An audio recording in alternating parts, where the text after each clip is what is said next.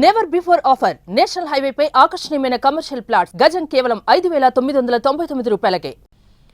కూకట్పల్లి బాలిక హత్య కేసులో మిస్టరీ వేడింది. సహస్రను 10వ తరగతి బాలుడు హత్య చేసినట్లు గుర్తించారు. పోలీసులు అతన్ని అదుపులోకి తీసుకున్నారు. దొంగతనం కోసం వెళ్లి ఘాతుకానికి పాల్పడినట్లు నిర్ధారించారు పోలీసులు.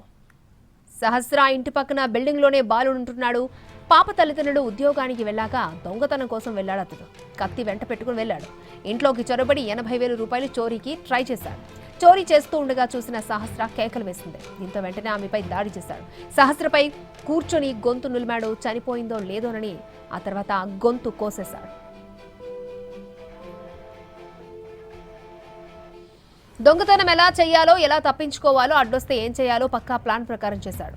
చోరీ ప్లాన్ అంతా ఒక పేపర్పై రాసి పెట్టుకుని అమలు చేశాడు. వచ్చిరాని ఇంగ్లీష్లో దొంగతనం గురించి రాసుకున్నాడు. How to open door, how to break guard హుండీ, హౌ టు ఎస్కేప్ హౌస్ అంటూ రాసుకున్నాడు.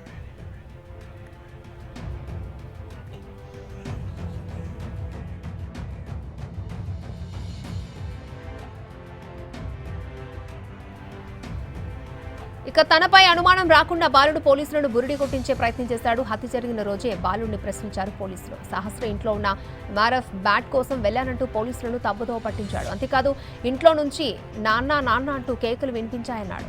దీంతో ఇతరులు చంపి ఉంటారన్న అనుమానంతో విచారణ ప్రారంభించారు పోలీసులు. ఇవాళ మరొకసారి పోలీసులు బిల్డింగ్కి వెళ్లారు. మొత్తం పరిశీలించారు. పక్క భవనం నుంచి సహస్ర ఉంటున్న బిల్డింగ్లోకి దూకొచ్చని గుర్తించారు. వెంటనే పక్క బిల్డింగ్ లో ఉన్న వారందరినీ ప్రశ్నించారు. సాఫ్ట్వేర్ ఇంజనీర్ కూడా క్వశ్చన్ చేశారు. అయితే హత్య జరిగిన రోజు తన రూమ్ పక్కన ఒక బాలుడు అనుమానాస్పదంగా ఉన్నాడని చెప్పాడు. దాదాపు 15 నిమిషాల పాటు బాలుడు దాక్కుని ఉన్నాడని వివరించాడు ఆ సాఫ్ట్వేర్. అంతేకాదు అతన్ని చూస్తే గుర్తుపడతానని కూడా చెప్పడంతో బాలుడు కోసం స్కూల్కి వెళ్లారు ఎస్ఓటీ పోలీసులు. ఇక స్కూల్లోనే బాలుడిని పక్కకు పిలిచి ప్రశ్నించారు. తాను హత్య చేయలేదని, తనకు సంబంధం లేదంటూ మరొకసారి తప్పుదోవ పట్టించే ప్రయత్నం చేశాడు. అయితే అతడిపై అనుమానంతో ఇంటికి తీసుకొచ్చారు. బాలుడి తల్లిదండ్రుల సమక్షంలోనే ఇంట్లో తనిఖీ చేయగా రక్తంతో కూడిన బట్టలు, కత్తి లభించింది. మరొక రూమ్లో దొంగతనానికి ప్లాన్ చేసుకున్న లెటర్ కూడా స్వాధీనం చేసుకున్నారు పోలీసులు.